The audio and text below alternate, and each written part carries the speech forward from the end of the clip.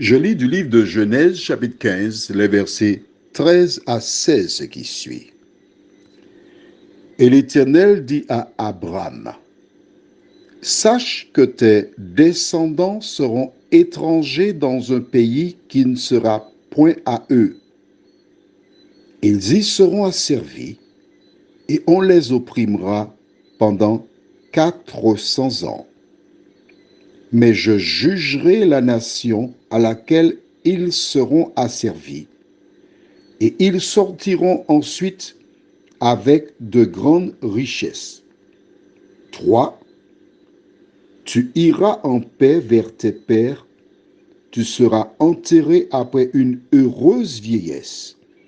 À la 4e génération, ils reviendront ici, car l'iniquité des Amoréens n'est pas encore à son comble. » Prions.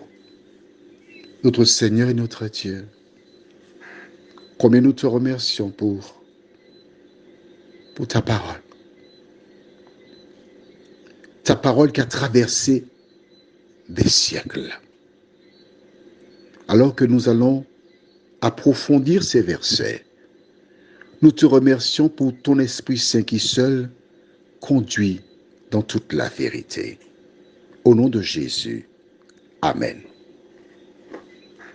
Comme nous l'avons vu depuis un moment, nous étudions le matin l'histoire de Job et il est impossible de la comprendre sans parler d'Abraham.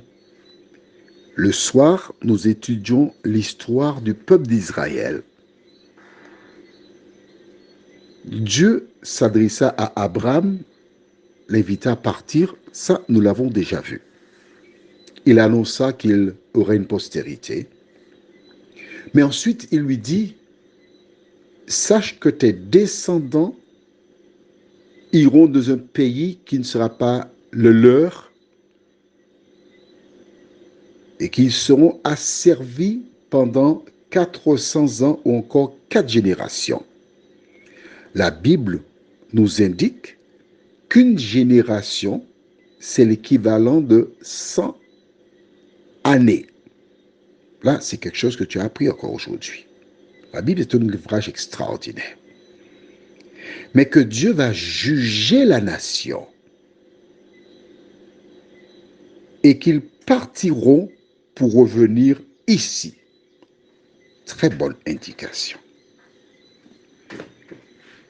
Rappelle-toi, le 1er janvier, nous avons vu l'ordre de Dieu à Moïse quand Pharaon a dit « Va-t'en, laisse l'Égypte ». C'est la réalisation de la prophétie donnée par Dieu. Comment comprendre cela? De père en fils, ils se sont transmis l'information. Ils savaient qu'un jour qu'ils seraient quelque part où ils seraient asservis. Jacob arriva en Égypte avec sa famille. Les siens, ils étaient 70, en comptant Joseph, son épouse et ses 2 fils. 66 qui sont descendus, il y en avait 4 qui étaient déjà en Égypte. Aussi longtemps que Joseph était présent, le peuple d'Israël prospérait, ils avaient des enfants, ils devinrent nombreux. Mais note bien que Dieu a dit qu'il sera servi. Conformément à la parole de Dieu, qui connaît tout. S'il le savait déjà, cela veut dire qu'il est encore omniscient. Ces personnes furent asservies. Mais à aucun moment, on indique qu'ils cherchèrent à se délivrer. Ils attendaient la délivrance de l'Éternel.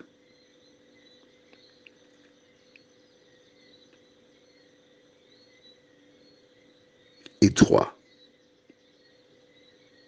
Tu as la loi. Mais est-ce que tu cherches la délivrance de l'Éternel? Ils ont attendu. L'autre indication importante, c'est que la Bible déclare que Dieu dit à Abraham, ils reviendront ici. Pourtant, à un moment donné, Israël n'avait plus de territoire.